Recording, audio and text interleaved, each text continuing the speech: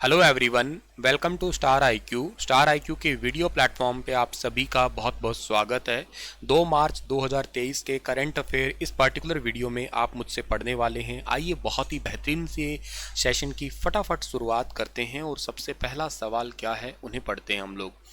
सवाल हमसे जो पहला पूछा गया है वो ये है कि हाल ही में 14 पायलट व्हेल कलपतिया शहर के किनारे के पास फंसे हुए हैं। यह किस शहर मतलब किस देश में है, ये शहर कौन से देश में है? कलपतिया शहर एक्चुअली आपसे पूछा है। इसको कलीपतिया शहर के नाम से भी बोलते हैं। एक्चुअली बात यह है कि अभी श्रीलंका के अंदर जो है ना ये 14 व्हेल फंसे हुए हैं। आप लोगों को वेल वैसे पता होगा बहुत ज़्यादा वजनी है और ये एक्चुअली वेल आप वैसे तो मछली के रूप में जानते हैं इसे, लेकिन ये मछली नहीं कह सकते आप लोग क्योंकि ये मैमल्स में आता है। 3500 टन के आसपास जो है ना इसका वजन है, याद रखिएगा।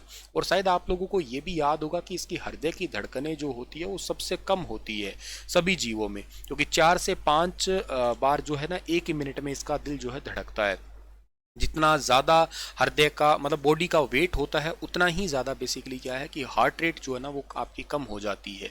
बॉडी के वेट के अकॉर्डिंग ही सब कुछ होता है। जैसे गर्ल्स के अंदर जो वेट होता है वो थोड़ा कम होता है, इस करके बेसिकली जो है ना गर्ल्स के वेट कम के कारण उनकी हार्ट रेट ज़्यादा होती है। जैसे चूहे की लगाइएगा आप लोग, तकरीबन 400 के आसपास होती है। पुरुषों का वेट थोड़ा गर्ल्स से ज़्यादा होता है, इस करके क्या रहता है कि उनकी हार्ट रेट थोड़ी कम, जितना ज़्यादा वेट उतनी कम हार्ट रेट, बस इतना याद रखिएगा आप लोग, ठीक है। अच्छा, ये व्हेल जो है ना ये समुद्र के किनारे पे कैसे आई, मतलब फंसे हुए कैसे हैं? तो मैं आपको बता देता हूँ कि समुद्रों के अंदर आपको पता होना चाहिए कि ज्वार भाटा आता है।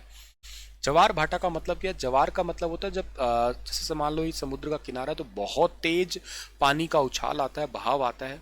तो बहुत ज़्यादा पानी का बहाव आता है तो ये मछलियाँ पानी के बहाव के साथ में आ जाती है ऐसे। भाटा का मतलब होता है पानी का बहाव कम हो जाना। तो ये पानी का बहाव जब कम होता है तो पानी तो चला जाता है, लेकिन ये यहाँ पे किनारे पे पड़ी रह जाती है। तो इन 14 में से जो है ना वो बेसिकली 11 तो मर चुकी है अभी, और 3 को रेस्क्यू किया गया है, दोबारा इनको पानी में छोड़ा गया है क्योंकि बिना पानी तो खैर मरना ही है। थोड़े समय पहले ऐसा हुआ था, ऑस्ट्रेलिया में भी हुआ था। ऑस्ट्रेलिया में तकरीबन 250 से ज़्यादा व्हेल जो है ना वो किनारे पे आके फंस गई, जिनमें से लगभग 150 से भी ज़्यादा व्हेल जो है ना वो मर चुकी थी। तो श्रीलंका में अभी हाल ही में ये हुआ है, तो आपको ये पता होना चाहिए। अच्छा, श्रीलंका से एक बात और इम्पॉर्टेंट है जो आपको याद रखनी है। श्रीलंका में एक जाफना है, जाफना जाफना कल्चरल सेंटर, जाफना सांस्कृतिक सहयोग सेंटर जो है ना वो कौन बना रहा है? जाफना सांस्कृतिक सहयोग सेंटर जो है ये भारत ने बनाया है, भारत ने ही बनाया है श्रीलंका में। जाफना से एक बात और याद रखना, जाफना के अंदर एक जाफना डिस्ट्रिक्ट है एक्चुअली, जाफना के अंदर कंके सतुरई एक पोर्ट का नाम है, बंदरगाह का नाम है। यहाँ से लेके और अपने भारत के अंदर जो पौंडीचेरी है, ठीक है ना, पौंडीचेरी एक्चुअली पौंडीचेरी डिस्ट्रिक्ट का नाम मतलब डिस्ट्रिक्ट का नाम है, जिले का नाम है, और ये पुद्दुचेरी की राजधानी है। पुद्दुचेरी में आप सभी को पता होना चाहिए 4 जिले आते हैं। एक तो माहे आता है जो केरल में है, एक आता है यनम जो आंध्र प्रदेश में है, एक कराईकल है तमिलनाडु में, एक पौंडीचेरी है जो कि तमिलनाडु में ही है। चारों को मिला के आप लोग पुद्दुचेरी कहते हैं, जो फ्रांसीसी बस्ती यानी कि फ्रांस की बस्ती के रूप में जानते हैं। तो इस पौंडीचेरी से लेके और कंके सतुरई के बीच में एक परियोजना स्टार्ट की गई है, एक नाव सेवा स्टार्ट की गई है। इसी का नाम क्या है? इसका नाम है फेरी स्कीम, फेरी योजना है, ये याद रखना, FERRY फेरी स्कीम, ठीक है। श्रीलंका ने अभी हाल ही में अपना 75वां स्वतंत्रता दिवस भी मनाया था। कब मनाया था? ये 4 फरवरी को मनाया था, कैंसर डे वाले दिन ही, वर्ल्ड कैंसर डे वाले दिन ही, 4 फरवरी 2023 को। और इस बार का थीम क्या था इनका? इस बार का थीम इनका था नमो नमो नमो नमो मठ, ये याद रखना, नमो नमो मठ इस बार का इनका थीम था। अच्छा, एक बात और याद रखना कि जो श्रीलंका है, श्रीलंका और यूएसए, श्रीलंका और यूएसए के बीच में एक समुद्री अभ्यास हुआ है अभी हाल ही में, जिसका नाम है कैरेट, CARAT, कैरेट, ठीक है ना। ये युद्ध अभ्यास है श्रीलंका और यूएसए के बीच में। और श्रीलंका के अंदर एक बिस्किट की कंपनी है, बहुत इंपॉर्टेंट है, जिसका नाम है मालीबन। पार्ले जी बिस्किट आप जानते हो क्या आप लोग? ठीक है ना, पार्ले जी बिस्किट। मेरा जो है ना फेवरेट बिस्किट कह सकते हो, वन ऑफ फेवरेट कह सकते हो आप लोग, मालीबन। मालीबन के बिस्किट जो है ना, ये भारत में कौन बेचने वाला है, तो इसे रिलायंस कंपनी बेचेगी, याद रखना आप लोग, ठीक है ना। मालीबन के बिस्किट भारत में, ठीक है। और श्रीलंका से मैंने आपको थोड़े दिन पहले एक बात और भी बताई होगी, एक व्यक्ति है जिनका नाम है शेहान करुणा तेलका। इनको बुकर अवार्ड से भी सम्मानित किया गया था। इनकी किताब है seven moon of Maali Almeida, seven moon of Maali Almeida. Shehan Karunatilaka को बुकर अवार्ड मिला है seven moon of Maali Almeida के लिए, ठीक है। चलिए आगे जाते हैं हम लोग। हाल ही में नासा ने बताया कि 2026 में ultra violet transient astronomy satellite को लॉन्च करेगा। अल्ट्रासेट निम्नलिखित में से किस देश का पहला टेलीस्कोप मिशन होने वाला है? ये ultra violet transient astronomy satellite, इसको आप शॉर्ट फॉर्म में ULTRASA अल्ट्रासेट के नाम से जान सकते हैं। ये अल्ट्रा वायलेट रेंज पे आधारित होने वाला है और इसको जो लॉन्च करने वाला है वो नासा करेगा। ये किस देश का सैटेलाइट है? ये इजराइल का है, याद रखना। इजराइल स्पेस एजेंसी ISA जो है ना, इसके थ्रू इसको लॉन्च किया जाएगा। नासा अमेरिका की स्पेस एजेंसी है, आपको पता होना चाहिए। अच्छा, इजराइल के अंदर एक बंदरगाह है जिसका नाम हाइफा है, ठीक है ना। हाइफा को अडानी ग्रुप चलाएगा। ये बात मैंने आपको पिछले लेक्चर के अंदर जो है ना जरूर बताई होगी, शायद आपको याद आया होगा, ठीक है ना। और इसके अलावा जो है ना आप लोग याद कर सकते हैं क्या, इजराइल के अंदर जो है एक मीडियम रेंज और सरफेस टू एयर मिसाइल जो है ना, इसका निर्माण इजराइल एरोस्पेस एजेंसी और भारत इलेक्ट्रॉनिक लिमिटेड ये मिलके करेंगे, याद रखना। तो ये पॉइंट भी आप लोगों के लिए वेरी वेरी इंपॉर्टेंट है। अच्छा, इसके अलावा आप लोग इजराइल से एक बात और याद कर सकते हैं, इजराइल और लेबनान के बीच में तेल और गैस के कुएं के लिए सुलह हुई है अभी हाल ही में, और इजराइल को इसके लिए जो है वो कारिश नाम का कुआं मिला है और लेबनान को मिला है काना, ठीक है ना, ये मिला है, ठीक है। अच्छा, इजराइल में ना बहुत इंपॉर्टेंट फेस्टिवल भी मनाते हैं, ये पेपर में पूछे जा सकते हैं। एक तो हनुक्का है, ठीक है ना, हनुक्का, ये फेस्टिवल बहुत इंपॉर्टेंट है। एक फेस्टिवल यहाँ का बहुत इंपॉर्टेंट है जिसका नाम है लोग बॉमर, ठीक है ना, लोग बॉमर है ये, ठीक है। और एक फेस्टिवल है जिसका नाम है रोस हासियाना, ठीक है ना, हासियाना, ठीक है ना। ये है हनुक्का है, लॉग बॉमर है, रोस हाइसियाना। ये तीन फेस्टिवल, जैसे अपने होली दिवाली है वैसे ही इजराइल के बहुत इंपॉर्टेंट फेस्टिवल है, पेपर में पूछा जा सकता है। हनुक्का पूछा जा चुका है पहले, हनुक्का कहाँ का है? इजराइल का है। लॉग बॉमर, रोस हाइसियाना, ठीक है। चलिए थोड़ा और आगे जाते हैं। हाल ही में निम्नलिखित में से कौन सा बुलेट जो है ना, इनमें से कौन सा, सॉरी मैंने गलत लिख दिया ये, ठीक है ना। हाल ही में कौन सा, मुलट्ठी लिखना है मुझे यहाँ पे, ठीक है ना, मुलट्ठी, ठीक है ना, मुलट्ठी। जानते हो मुलट्ठी को आप लोग? इसको इंग्लिश में क्या कहते हैं? इसको इंग्लिश में कहते हैं हम लोग लॉक्राइस, ठीक है ना, लिकोराइस, ठीक है ना, ये इंग्लिश में कहते हैं मुलट्ठी। जब गले में खिचखिच होती है, थोड़ा सा गला दर्द होता है तो मुलट्ठी अक्सर खाया करते हैं। मैं बहुत खाता हूँ मुलट्ठी, मतलब ये छोटी सी लकड़ी के रूप ही होता है, और वैसे छाती के रोग कहिएगा या इम्यूनिटी वाइज कहिएगा, लीवर के लिए कहिएगा, मैं अक्सर इसको अपने गले को ठीक रखने के लिए अक्सर खा ही लेता हूँ घर पे। मतलब इसके छोटी बहुत सारे टुकड़े मैंने करके रख रखे हैं, तो या पढ़ाते समय एक छोटा सा टुकड़ा कभी खा लिया, या सुबह सुबह खा लिया टुकड़ा, तो मैं अक्सर यूज़ करता हूँ इसको। और मैं आपको भी हिदायत दूंगा, आप मुलट्ठी ले सकते हैं। भारत में मुलट्ठी होती नहीं है, मैं बता देता हूँ। हमें हर साल 8,000 टन जो है ना मुलट्ठी लेनी पड़ती है, बाहर से लानी पड़ती है। और अभी पहली बार ये मुलट्ठी की खेती होने वाली है हिमाचल प्रदेश में। बहुत अच्छा सवाल मुझे लगा पर्सनली, और वेरी वेरी इंपॉर्टेंट है, मेरी तो वन ऑफ फेवरेट। एक दालचीनी और एक मुलट्ठी, मैं बहुत खाता हूँ इनको, ठीक है ना। एक्चुअली इनको मसालों में भी प्रयोग कर लेते हैं दालचीनी को, पर वैसे भी आप इनको खा के देखना, बहुत अच्छा आपको महसूस होगा। इम्यूनिटी आपकी स्पेशली बड़ी स्ट्रांग रहेगी। खैर, हिमाचल प्रदेश की बात करते हो तो हिमाचल प्रदेश ने अभी हाल ही में सुख आश्रय योजना स्टार्ट की थी, ठीक है ना। सुख आश्रय योजना, गरीबों को लाभ देने के लिए सुखविंदर सिंह सुक्खू, यहाँ के जो CM है कांग्रेस के, उन्होंने इस योजना की शुरुआत की है। और हिमाचल प्रदेश को आपको शायद याद होगा ADB ने जो है ना वो लोन भी दिया था, ठीक है, ये भी शायद आप लोगों को पता होगा। मैंने आपको अभी थोड़े दिन पहले पढ़ाया था कि ADB यानी कि एशियन डेवलपमेंट बैंक जो है ना, इसने बहुत सारे क्षेत्रों में भी लोन दे रखा है। वैसे भारत को भी ADB ने लोन देने की घोषणा की है, आने वाले 5 सालों में लगभग 20 से 25 बिलियन अमेरिकी डॉलर जो है ना, इतना पैसा देने की घोषणा की है। मात्सुगु असाकावा यहाँ के अध्यक्ष है, और हिमाचल प्रदेश को इन्होंने 130 मिलियन अमेरिकी डॉलर जो है ना, ये बागवानी की खेती को बढ़ावा देने के लिए इतना लोन दिया है, महाराष्ट्र को भी दिया है इन्होंने, ठीक है ना, लगभग $350 मिलियन रोड के सहयोग के लिए, ठीक है। अच्छा, हिमाचल प्रदेश में एक बात और याद रखना, 382 मेगावाट एक परियोजना है आपकी, ये कहाँ पे है, ये है सुन्नी में, ठीक है ना, सुन्नी में ये है आपकी। और ये बेसिकली कहाँ पे है सुन्नी परियोजना, ये है शिमला और मंडी के बीच की परियोजना है, ये सतलुज नदी की परियोजना है ये, जहाँ पे 382 मेगावाट बिजली बनेगी।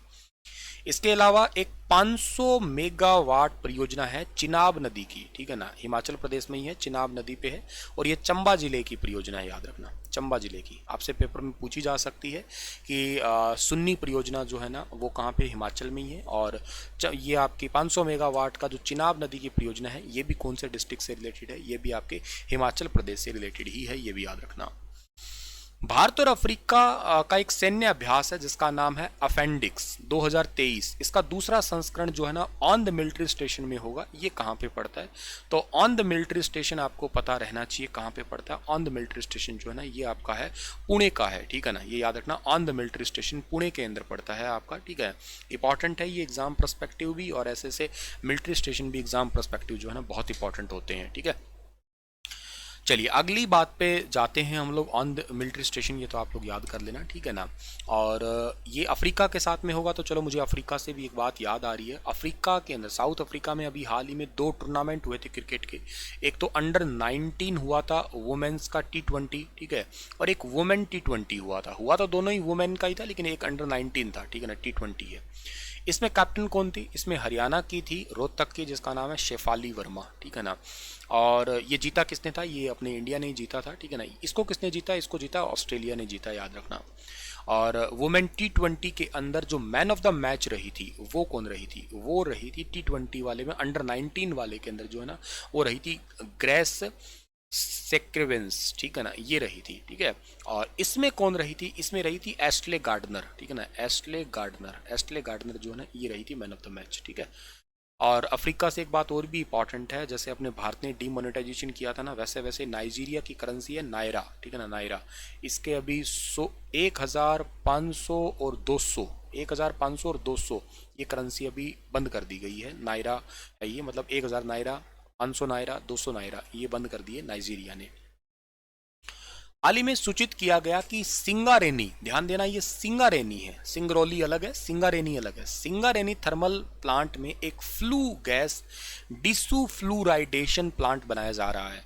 ये कौन से राज्य में है, तो ये आपका जो प्लांट है डिसुफ्लूराइडेशन प्लांट जो है ना ये तेलंगाना में है, ध्यान रखना। ये क्या होता है डिसुफ्लूराइडेशन, देखो कोयले से आप बिजली बनाते हैं ना तो उस टाइम पे गैस भी निकलती है, तो क्या होता है कि सीधी अगर गैस हवा में छोड़ देंगे तो प्रदूषण बहुत होगा, तो उसमें से सल्फर डाइऑक्साइड जो है ना उसको एब्जॉर्ब कर लिया जाता है, उसके बाद उसे हवा में छोड़ा जाता है।